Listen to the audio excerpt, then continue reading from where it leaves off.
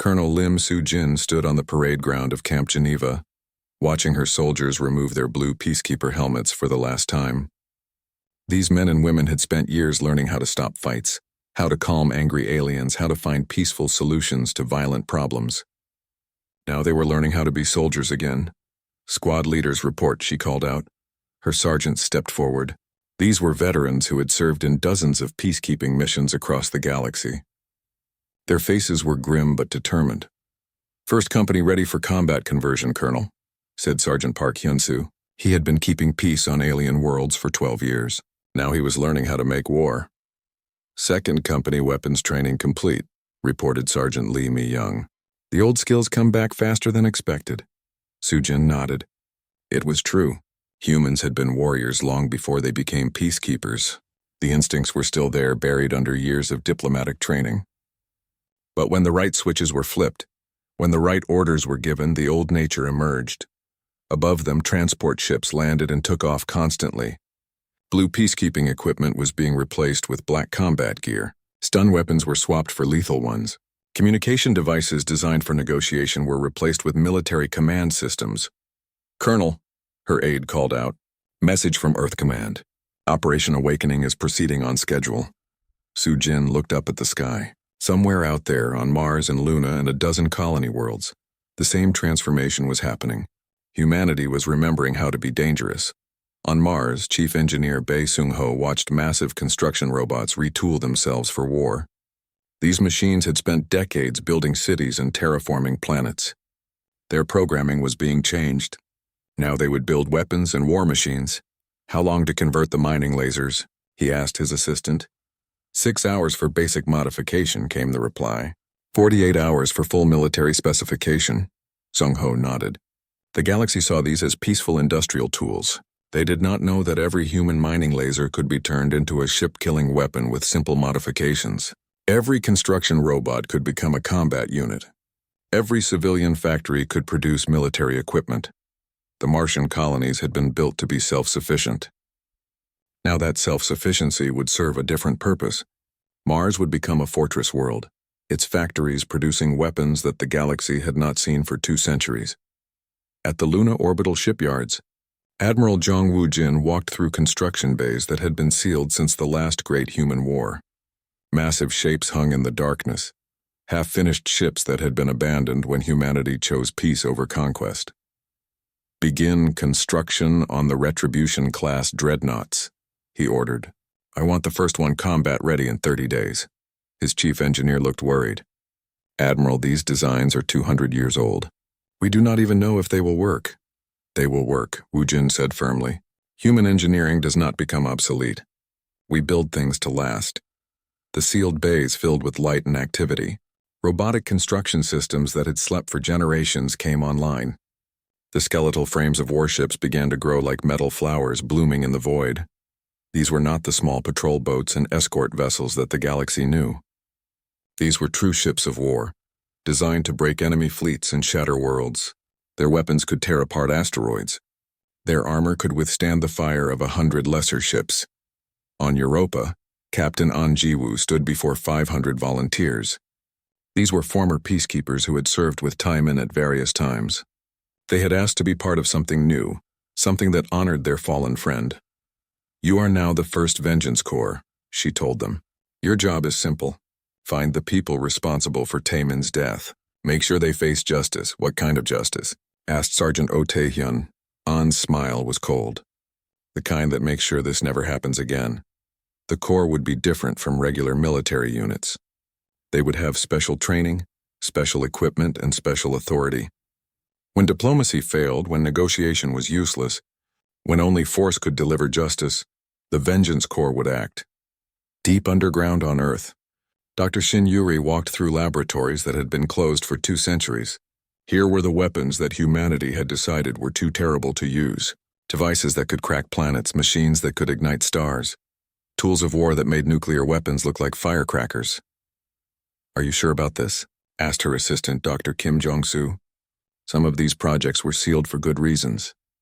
Yuri looked at the sealed containers around them.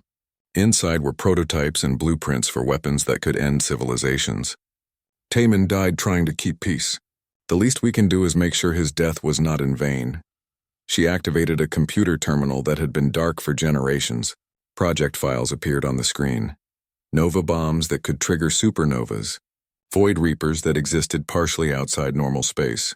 Quantum disruptors that could tear holes in reality itself. Begin production on all Level 7 projects, she ordered. If we are going to war, we are going to win. Across human space, the transformation continued. Merchant ships were retrofitted with military-grade shields and weapons. Civilian transport vessels became troop carriers. Communication networks were secured against enemy interception. The galaxy began to notice changes, but they did not understand what they meant. Human trade routes became restricted. Diplomatic missions were recalled. Border worlds went silent behind defensive screens that no alien technology could penetrate. Intelligence agencies from other species tried to gather information about what humanity was doing. They found nothing. Human space had become a black box, sealed against outside observation. On Kepler Station, the remaining aliens whispered nervously about the changes they could sense. Human peacekeepers had been evacuated within hours of Taemin's death. The station felt empty without their calming presence. Warlord Krex had returned to the Vorthak homeworld, expecting to be celebrated as a hero. Instead, he found his military advisors increasingly worried about human silence. They should have responded by now, said General Vex, his second-in-command. Humans always respond to attacks on their people. They file complaints, demand justice, threaten sanctions. The silence is not normal. Krex dismissed their concerns. Humans are weak. They talk but do not act. I showed them their place. Now they hide like frightened children. But even Krex was beginning to feel uneasy. The galaxy seemed different somehow. Colder, more dangerous, as if something that had been sleeping for a long time was starting to wake up. On Earth, President Nam Hyun-woo prepared for the most important speech of his life. In a few hours, he would address the Galactic Council and tell them exactly what humanity intended to do about Taemin's murder. He looked at the prepared text and made a few final changes. The words needed to be perfect. They needed to be clear. Most importantly, they needed to be final. The age of human peacekeeping was over. What came next would reshape the galaxy forever. The message reached Earth in 3 hours. It traveled through quantum communication networks that connected human worlds across the galaxy. The words were simple but carried the weight of disaster. Lieutenant Commander Lee Tae-min killed by Warlord Krex on Kepler Station. Murder witnessed by diplomatic assembly. Admiral Park So-young read the message in her office overlooking the Pacific Ocean. She was the Supreme Commander of Earth's Defense Forces, a job that had been mostly peaceful for 200 years. Her gray hair was pulled back in a tight bun, and her brown eyes held the steady gaze of someone who had seen too much. She pressed a button on her desk. Call emergency session. All War Council members. Priority Alpha. Within an hour, the most powerful military leaders on Earth sat around a polished table in the deep bunkers beneath Geneva. General Kim Jae-ho commanded all ground forces. His face was hard like carved stone. Fleet Admiral Choi Dong-wook controlled the Space Navy. His hands shook slightly with age, but his mind was still sharp. Marshal Yoon Da-yoon led the Marine Corps. She was younger than the others, but her reputation was fierce. Director Kang Min-ho ran military intelligence. His quiet voice could deliver news that changed history. Tell me what happened, Admiral Park said. Director Kang activated a holographic display. It showed the conference room on Kepler Station, frozen at the moment of Taemin's death. The image was captured by security cameras. Everyone could see Warlord Krex standing over the body, his energy sword still glowing. Taemin was doing his job, Kang said. Keeping the peace between two species that hate each other. Krex decided to make a point about Vorthak's strength. He murdered an unarmed peacekeeper in front of diplomatic witnesses. General Kim's jaw tightened. What is the Galactic Council's response? They are calling for calm, Kang replied. They expect us to file a formal complaint. Maybe ask for economic sanctions against the Vorthak Empire. They think we will follow normal diplomatic procedures. Normal procedures, Admiral Park repeated. She looked around the table at faces she had known for decades. They think we will write angry letters and make speeches about justice. Fleet Admiral Choi leaned forward. They do not know us very well, do they? No, Park said quietly. They do not know us at all. She stood up and walked to a wall covered with portraits.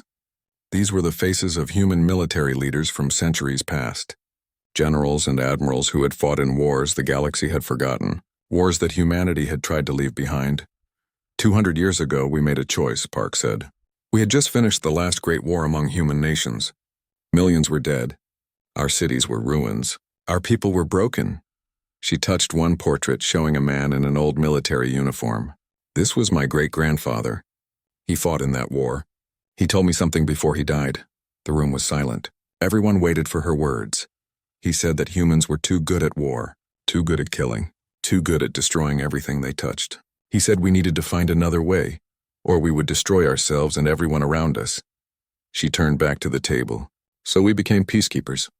We put away our weapons of war and picked up the tools of diplomacy. We learned to stop fights instead of starting them. We became the galaxy's referees, the ones who stood between angry species and prevented conflicts. Marshal Yoon spoke for the first time. And they think this makes us weak. Yes, Park nodded. They think peace is weakness. They think negotiation is cowardice. They think humans choose diplomacy because we cannot choose war. Director Kang touched his control panel. New images appeared in the air above the table. These showed massive structures hidden deep underground on Earth and her colonies. Shipyards that had been sealed for 2 centuries. Weapons factories covered in dust but still functional. Arsenal worlds where terrible devices waited in the dark. The galaxy has forgotten something, Kang said. We did not become peacekeepers because we were afraid of war. We became peacekeepers because we were afraid of what we could do in war. General Kim stood up and walked to another control panel. His fingers entered a long code that had not been used for generations. Deep underground, vault doors began to open. Computer systems came online. Machines that had slept for 200 years began to wake up. Project Sleeping Giant, Kim said. Every weapon we ever built. Every ship design we ever created. Every battle strategy we ever developed. All of it sealed away, waiting for the day we might need it again. The holographic display changed to show military records that were classified beyond top secret. Battle reports from conflicts the galaxy had never heard of. Casualty numbers that made current wars look like small arguments.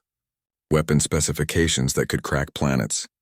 Fleet Admiral Choi's voice was soft but deadly. They killed one of our peacekeepers. They think this makes them strong. They are about to learn the difference between choosing not to fight and not being able to fight, Marshal Yoon added. Admiral Park walked back to her chair. Contact President Nam. Tell him we need to address the Galactic Council immediately. Director Kang. I want full intelligence reports on every species that might support the Vorthak. General Kim, begin Phase 1 mobilization. Make it quiet, but make it fast. What about our peacekeepers in the field? Choi asked. Park's expression grew cold. Bring them home.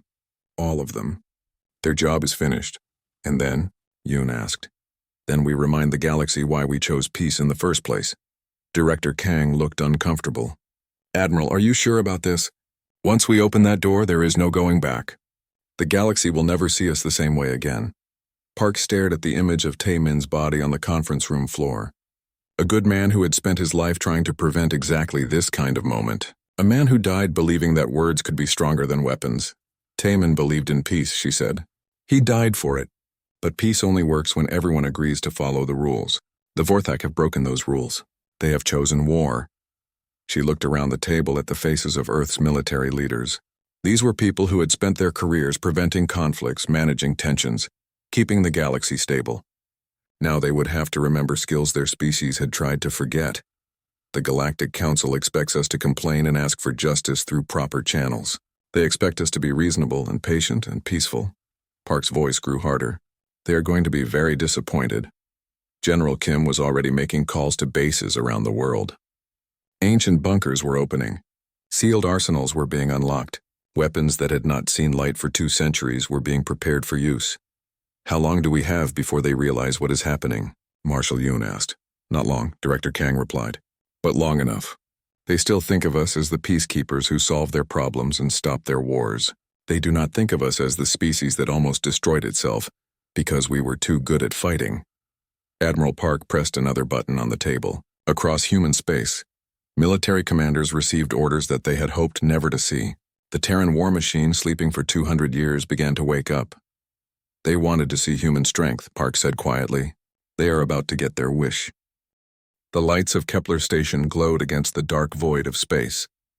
The massive structure spun slowly around a neutron star, its metal walls home to thousands of aliens from across the galaxy. This was neutral ground, where different species came to talk instead of fight. Lieutenant Commander Lee Taman walked through the main corridor, his blue Peacekeeper uniform clean and pressed. He had served here for 15 years, helping solve problems between alien races who wanted to kill each other. His face was calm, but his eyes were always watching. In this place, trouble could start with a single wrong word. Today was important. The reptilian Vorthak Empire and the insect-like Hive Collective were meeting to discuss who would control the mining rights to a system rich in rare metals. Both sides wanted it badly. Both sides had brought warships to make their point clear. Taemin stopped outside Conference Room 7. Through the thick glass, he could see the two groups sitting across from each other. The Vorthak were large, with green scales and yellow eyes that never blinked. Their leader, Warlord Krex, was the biggest of them all. His claws tapped on the metal table as he spoke. Across from him sat the Hive representatives. They looked like giant ants walking on two legs, their black shells reflecting the room's lights. Their leader made clicking sounds that the translation machines turned into words. Taemin had read both species' files many times. The Vorthak were warriors who believed strength was everything. They had conquered dozens of weaker species and made them slaves. The Hive Collective was different. They worked together like a machine, but they were fair in their dealings with others. The door slid open as Taemin entered the room. The air felt thick with tension. Both sides looked ready to fight. "The system belongs to us," Warlord Krex was saying, his voice deep and rough. "We found it first. We claimed it first. These bugs have no right to it." The Hive leader's antennae twitched. "Our survey ships were in that system 2 cycles before yours. We have proof." The Vorthak lie as always. Krex's yellow eyes flashed with anger.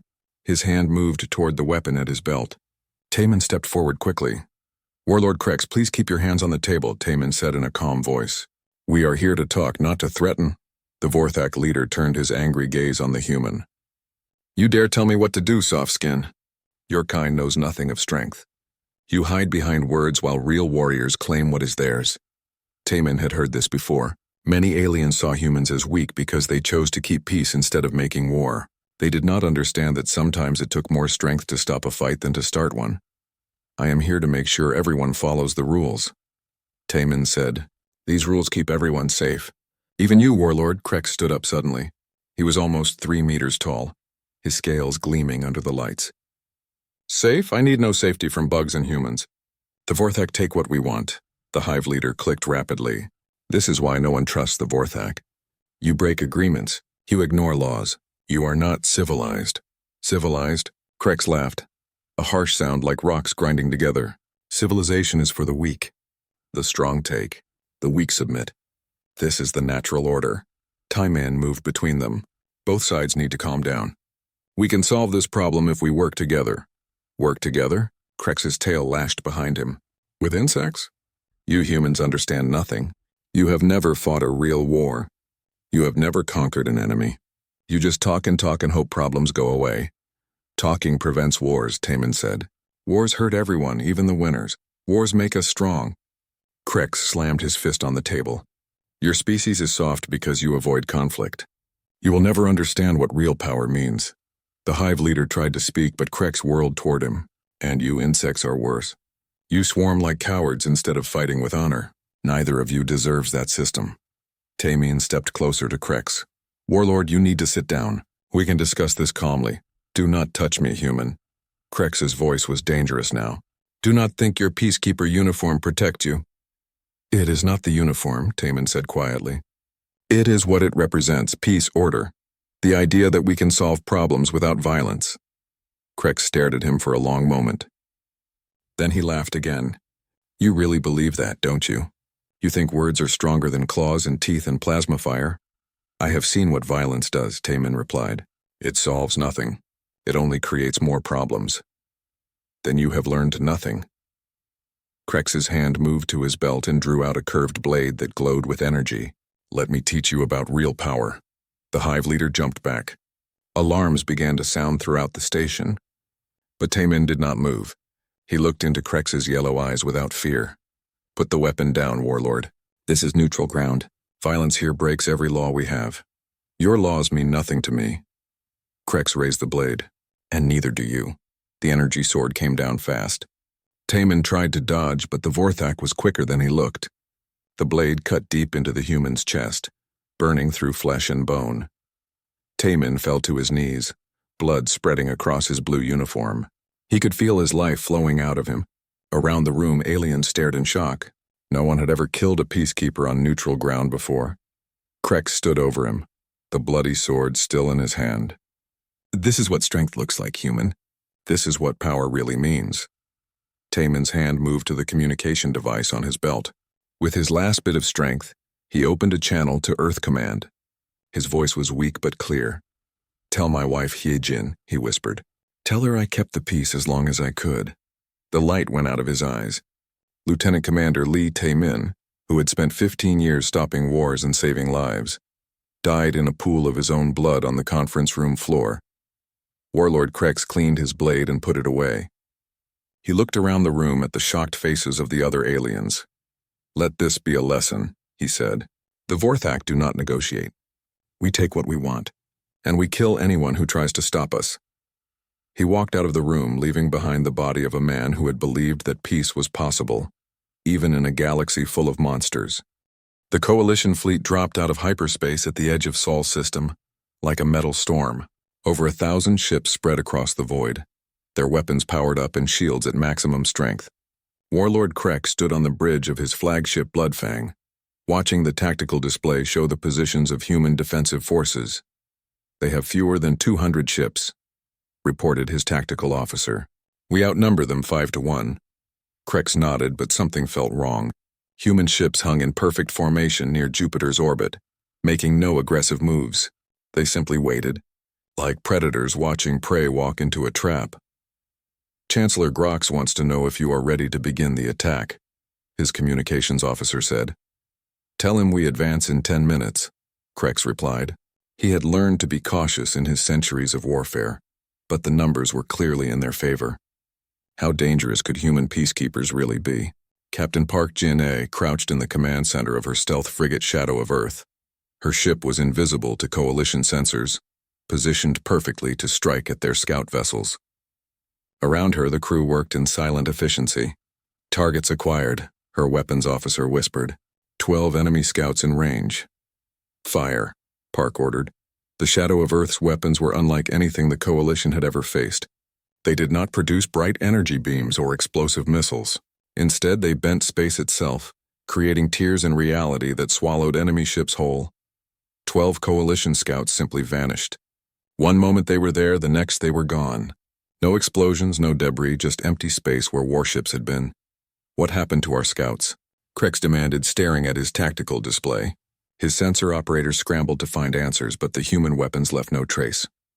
Unknown, Warlord, came the confused reply. They just disappeared. More scout ships vanished as other human stealth vessels opened fire. The Coalition fleet found itself blind, unable to see what was destroying their reconnaissance craft. All ships, advance to engagement range, Chancellor Grox ordered over the Coalition command frequency. Find those humans and destroy them. The massive fleet moved forward, thousands of weapons trained on the human defensive line. They expected to face patrol boats and escort vessels, the kind of light ships humans used for peacekeeping operations. Instead, they met the UES Retribution. Captain Lee Young-soo watched the enemy fleet approach on his main screen. The Coalition ships were impressive by galactic standards, but they were designed for conflicts between civilized species who followed rules of warfare. They were not prepared for what humans could do when those rules were abandoned. All ships, open fire, Lee commanded. The Retribution's main guns were stellar disruptors, weapons that drew power directly from Sol itself. When they fired, space itself seemed to scream. The energy beams passed through Coalition shields like they were not there, tearing enemy dreadnoughts apart from the inside. A Vorthak battleship 3 times the size of a human cruiser broke in half under the assault. Its crew had seconds to realize they were dying before their ship exploded in a ball of superheated plasma. Impossible, Krex breathed, watching his allies' ships die around him. No weapon should be that powerful. But the stellar disruptors were only the beginning.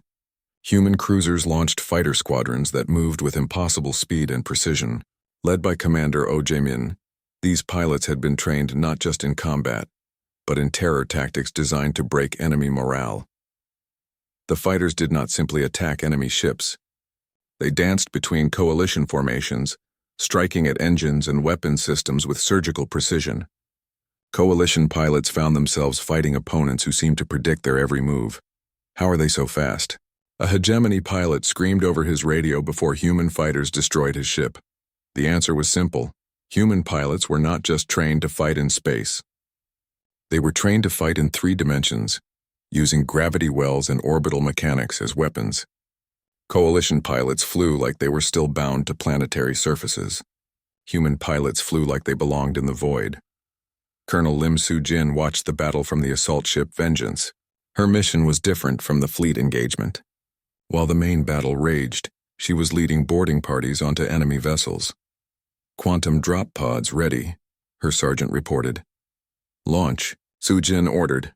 The drop pods phased through enemy shields using technology that the coalition did not know existed. They materialized inside enemy ships, disgorging human soldiers who had spent years learning how to fight in zero gravity. Coalition troops were used to battles on planetary surfaces or space stations with artificial gravity.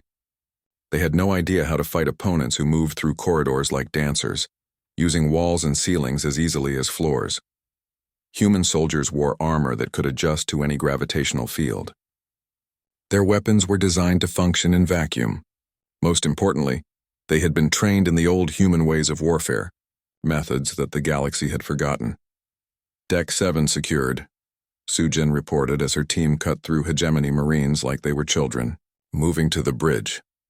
Similar scenes played out across a dozen enemy ships as human boarding parties took control of coalition vessels from the inside. Alien crews found themselves fighting an enemy that seemed to appear from nowhere and strike from impossible angles. But the true horror began when Dr. Shin's secret weapons joined the battle. Void Reapers were ships that existed partially, outside normal spacetime. They appeared on coalition sensors for brief moments before phasing back into dimensional shadows. When they struck, they delivered their payloads directly into enemy ship cores, bypassing all defenses. Coalition captains watched in terror as their vessels simply ceased to exist. Not destroyed, not exploded, but erased from reality as if they had never been built. "Fall back," Chancellor Grox ordered, his voice shaking with fear. All ships retreat to minimum safe distance, but retreat was not possible. Human quantum mines, invisible until activated, began detonating throughout the coalition formation. Each explosion created a spatial tear that swallowed nearby ships. The coalition fleet found itself trapped in a minefield that had not existed moments before Warlord Krex realized that his mighty fleet was being systematically destroyed by an enemy he had underestimated completely. The humans were not fighting like civilized beings following rules of warfare. They were fighting like demons, using weapons and tactics that seemed designed to create maximum terror. "We must surrender," his tactical officer pleaded. "We cannot win this battle." "The Vorthak do not surrender," Krex snarled. But even he could see that continuing the fight meant certain death. As if reading his thoughts, Captain An Ji-woo materialized on his bridge with a squad of Vengeance Corps soldiers. They had somehow bypassed all his ship's defenses, appearing like ghosts in the heart of his command center. "Warlord Krex," An said quietly, "by order of the Terran Federation, you are under arrest for the murder of Lieutenant Commander Lee Tae-min." Krex drew his energy sword, the same weapon he had used to kill the human Peacekeeper. "I will not be taken alive by weak humans." "Weak?" An's smile was cold as winter. "Let me show you something." She moved faster than Krex's reptilian reflexes could follow. Her combat knife, forged from materials that could cut through Vorthak armor, sliced through his sword arm at the wrist. The energy blade clattered to the deck along with the hand that held it. "This is for Tae-min," An said as Krex fell to his knees, clutching his severed limb. "A good man who died believing in peace. You wanted to show him what strength looked like. Now you know what human strength really means." Around them, the battle was ending. Of the 1,000-ship coalition fleet, fewer than 50 vessels remained intact. Most had been destroyed outright. Others had been captured by human boarding parties. A few lucky ships had managed to escape back to hyperspace, carrying news of the disaster to their home worlds. Captain Lee surveyed the wreckage from his bridge. The Sol system was littered with the debris of alien warships. The human fleet had suffered minimal damage. Not a single Terran vessel had been lost. Send a message to all surviving coalition ships, Lee ordered. Tell them to carry word back to their governments. This is what happens when you test human resolve. The Battle of Sol was over. It had lasted 6 hours from first contact to final surrender. In that time, the galaxy had learned a terrible truth. Humanity had not become peacekeepers because they were weak. They had become peacekeepers because they were strong enough to choose mercy over vengeance, diplomacy over destruction. That choice was no longer available. The age of human restraint had ended with Lieutenant Commander Lee Taemin's death. What rose from its ashes would reshape the galaxy forever. The Galactic Council chamber had never been so full. Representatives from 300 species packed the massive dome-shaped room that orbited the galaxy's center. Word had spread quickly about the human president's request for an emergency session. Everyone wanted to know how Earth would respond to the murder of their peacekeeper. Ambassador Song Hai-Rin walked slowly to the speaker's platform. She had represented humanity in this chamber for 8 years, always working to prevent conflicts, always seeking peaceful solutions. Today would be different. Today she carried a message that would change everything. The chamber fell silent as she reached the podium. 300 pairs of alien eyes watched her every movement. Some expected anger. Others expected pleas for justice. None of them expected what was coming. Honored members of the Galactic Council, Song began, her voice calm and clear. I come before you today to announce a fundamental change in human policy. Near the front of the chamber, Councillor Vex of the Meridian Coalition leaned forward.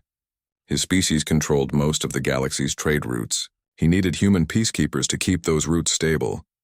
The Terran Federation formally withdraws from all peacekeeping operations, effective immediately, Song continued. We renounce our commitment to the Galactic Neutrality Accords. We will no longer serve as mediators in your conflicts. The chamber erupted. Hundreds of aliens began talking at once. Their translator devices struggled to keep up with the chaos of different languages and dialects. Furthermore, Song said, raising her voice above the noise, any attack on human personnel or territory will now be considered an act of war. We will respond to such attacks with whatever force we deem appropriate. Chancellor Grox of the Hegemony Alliance stood up in his section. The big gray-skinned alien had always resented human influence in galactic affairs. You cannot simply abandon your responsibilities, he declared. The Council assigned you the role of peacekeepers. You accepted that role willingly. Song's expression did not change. We accepted that role when we believed other species would respect the sanctity of neutral ground and the safety of unarmed peacekeepers. Recent events have shown us that our faith was misplaced. You speak of one incident, said Councillor Thex of the Zephyrian Republic. Her species had been helped many times by human peacekeepers. Surely one tragedy does not justify abandoning centuries of tradition. One incident? Song's voice grew colder. Lieutenant Commander Lee Taemin was murdered in cold blood while performing his duties. His killer shows no remorse. His government celebrates the act. And this council has done nothing but call for calm and restraint. From the Vorthak section came harsh laughter. Warlord Krex himself had come to watch the human response. Your peacekeeper was weak, he called out. I showed him the truth about power. Now you run away like cowards. The chamber went completely silent. Every alien present understood that something important had just happened. The human ambassador's face remained perfectly calm, but her eyes seemed to grow darker. Warlord Krex, Song said quietly, thank you for making our decision so much easier. She turned back to address the full chamber. For 200 years, humanity has sacrificed blood and treasure to maintain galactic peace. We have lost thousands of peacekeepers to disease, accident, and violence. We asked for nothing in return except respect for the principles we died defending. Hive Queen Zara clicked her mandibles nervously. Her species had always found humans to be fair and reliable partners. Ambassador Song, surely we can discuss this. The Council needs human peacekeepers. Without you, dozens of conflicts will restart. That is no longer our concern, Song replied. Each species must solve its own problems. We will focus on protecting human interests and human lives. Chancellor Grox stood again. And if we decide that human withdrawal threatens galactic stability? If we determine that corrective action is necessary? Song smiled for the first time since entering the chamber. It was not a pleasant expression. You are welcome to try, Chancellor. But I would advise caution. You might not like what you find. Is that a threat? Grox demanded. It is a statement of fact, Song answered. Humanity is withdrawing from peacekeeping operations. We will defend ourselves by whatever means necessary. Tests that resolve at your own risk. She gathered her papers and prepared to leave the podium. This council has 30 standard days to remove all human peacekeeping forces from their current assignments. After that time, any human military personnel in galactic space will be operating under new rules of engagement. What new rules? Asked Counselor Vex. Hostile rules, Song said simply. As she walked away from the podium, the chamber erupted again. Some species pleaded for reconsideration. Others demanded explanations. A few, led by Chancellor Grox, began discussing military responses to human stubbornness. But Song was no longer listening. She had delivered her message. Now Earth's military would deliver the rest. In the Sol system, Admiral Park received confirmation that the diplomatic phase was over. She opened a communication channel to Task Force Taemin, humanity's first war fleet in 2 centuries. Captain Lee Young-soo, you are authorized to take position at the system perimeter. Anyone who crosses into Sol space without permission is to be considered hostile. The UES Retribution led the task force to the edge of human space. The massive dreadnought was 3 kilometers long and bristling with weapons that could shatter moons. Behind it came 20 cruisers, 50 destroyers, and 100 smaller ships. Captain Lee stood on his bridge watching the tactical display show alien sensor probes trying to scan his fleet. They were getting very little useful information. Human military technology had advanced considerably during their peaceful centuries, even if it had been kept secret. Open all communication channels, Lee ordered. I want every species in the galaxy to hear this. His communications officer nodded.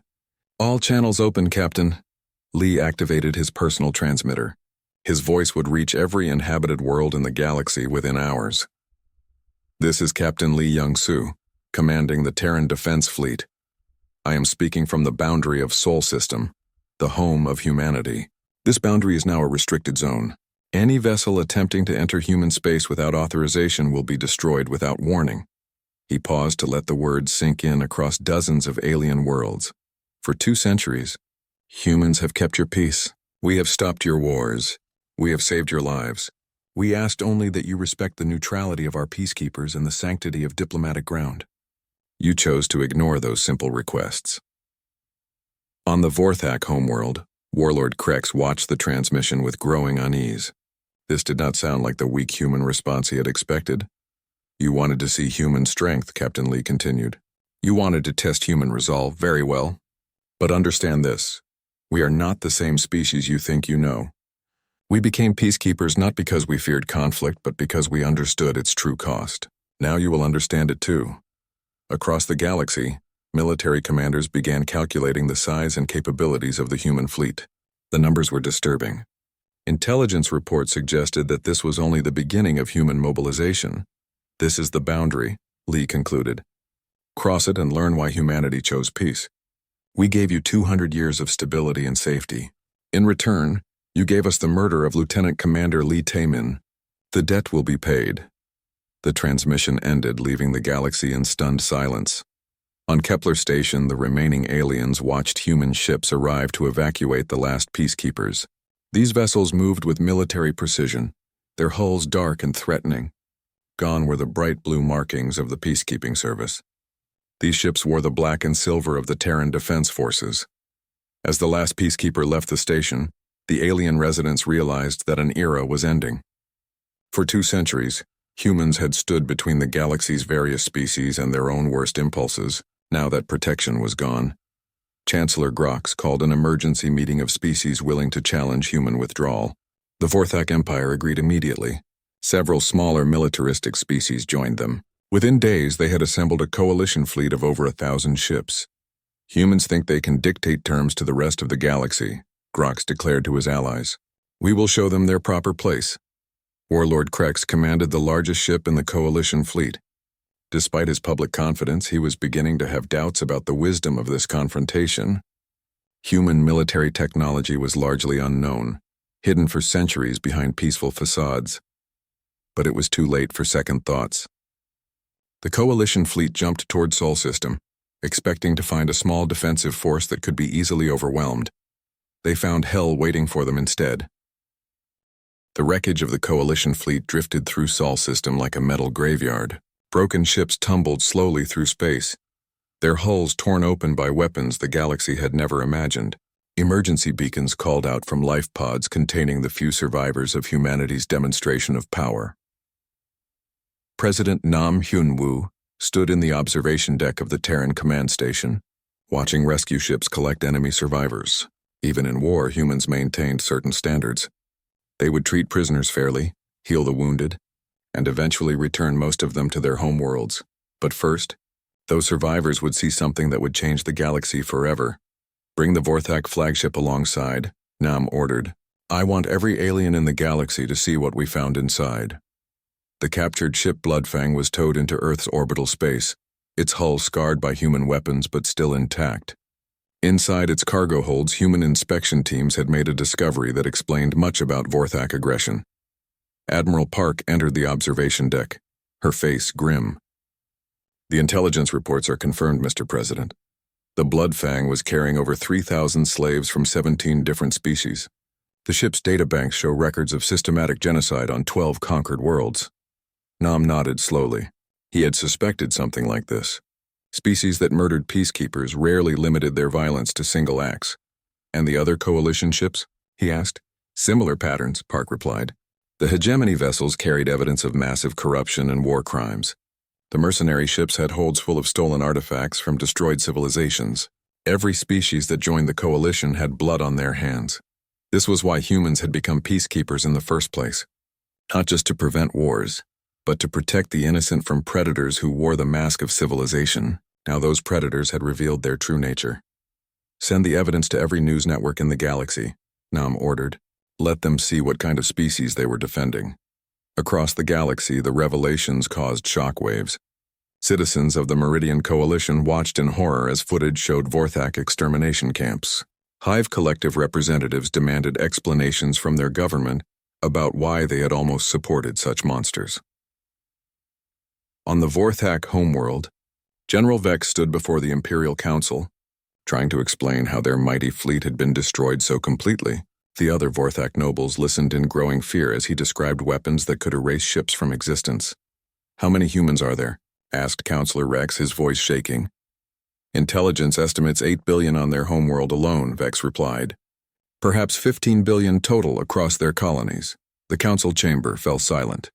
15 billion humans, and they had just demonstrated that their individual soldiers were worth a dozen alien warriors each. Their technology was centuries ahead of anything the galaxy possessed.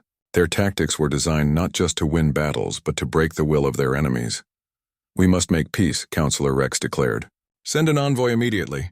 Offer reparations for the death of their peacekeeper. But General Vex shook his head. It may be too late for that, he was right. On Earth, President Nam was preparing to address the Galactic Council one final time.